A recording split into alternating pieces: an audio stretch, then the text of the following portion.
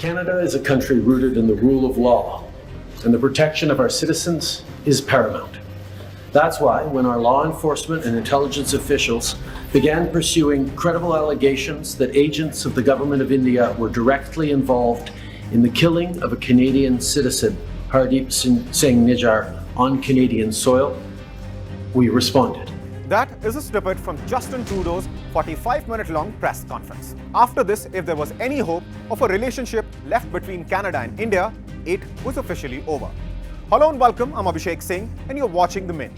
In this video, I will take you through the timeline of the biggest diplomatic spat India has been involved in since it recalled its envoy from Pakistan after the abrogation of Article 370 in 2019 and why Trudeau is hell-bent on destroying any hopes of a relationship between India and Canada. It was rather late in India when Trudeau strutted to the podium for a 45-minute-long speech in which he accused India of orchestrating violence in Canada. As the RCMP Commissioner stated earlier, they have clear and compelling evidence that agents of the Government of India have engaged in and continue to engage in activities that pose a significant threat to public safety. This includes clandestine information gathering techniques, coercive behavior targeting South Asian Canadians, and involvement in over a dozen threatening and violent acts, including murder. This is unacceptable. While attempts have been made by the RCMP and national security officials to work with the Government of India and Indian law enforcement counterparts on this matter, they have been repeatedly refused. This is why, this weekend, Canadian officials took an extraordinary step. They met with Indian officials to share RCMP evidence which concluded 6 agents of the Government of India are persons of interest in criminal activities. And despite repeated requests to the Government of India, it has decided not to cooperate. As before this, the biggest diplomatic row between India and Canada had already taken several ugly turns. At around 1 p.m. India time, Canada named India's High Commissioner to Canada, Sanjay Verma, a person of interest. Within the hour, at around 2 p.m., India slammed Canada for involving its High Commissioner, which linked the Indian envoy to the investigation into the killing of Khalistani extremist Hardeep Singh Nijjar. By 7 p.m., things had taken such an ugly turn that India announced the decision to recall 6 diplomats from Canada. Perhaps not expecting India to react in such a strong manner, after Canada realized that India had made up its mind, it decided to expel the same diplomats India had recalled earlier. The decision was announced around 7:30 p.m. India time. And within 1 hour, India named 6 Canadian diplomats and asked them to leave the country by midnight of October 19th. At around 9:30 p.m., RSMP, which is the Canadian National Police, held a press conference.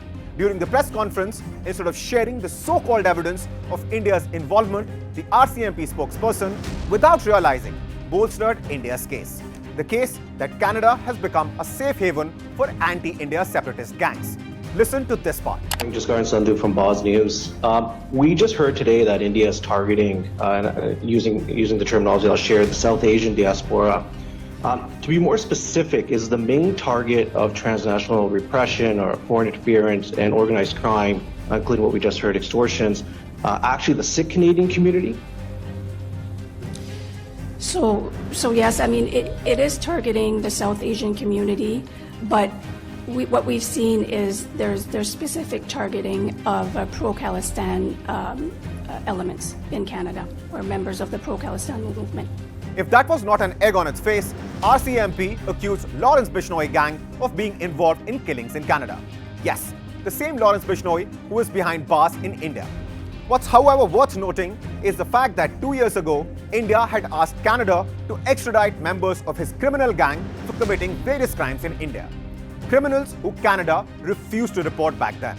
Laughingly, the RCMP used the activities of same gang to blame India. And I will say and it's been publicly attributed and claimed by one organized crime group in particular, which is the Bishnoi group. So that's what we're seeing here in Canada. And we believe that that group is connected to agents of the Government of India. Since then, Canadian opposition leader has also issued a statement saying any activity which threatens Canadian citizens, is not acceptable. But where is Trudeau going with all this? And why is Trudeau saying what he can't provide any evidence for, even 2 years after first accusing India of involvement in killing of Niger? Some say it is because Trudeau is struggling to stay in power. His Liberal government is especially struggling since the New Democratic Party, led by Jagmeet Singh, withdrew support. Trudeau is trying to placate them.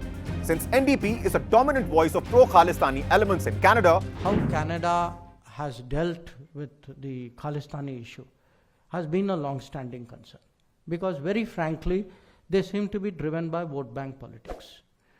And their responses have all been, to the best of my understanding, actually constrained by what they regard as vote bank compulsions on them.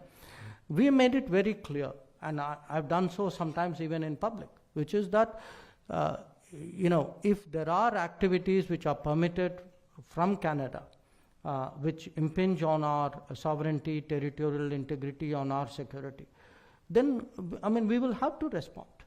So it is something which is I would say, a continuing conversation with Canada, not always a satisfactory conversation, but it is something on which we have been very, very clear. And you can see that in many ways over the last few years, it has impacted our ties. in the last week of September, after Trudeau's minority Liberal government lost the support of NDP, it forced him to strike new alliances to govern.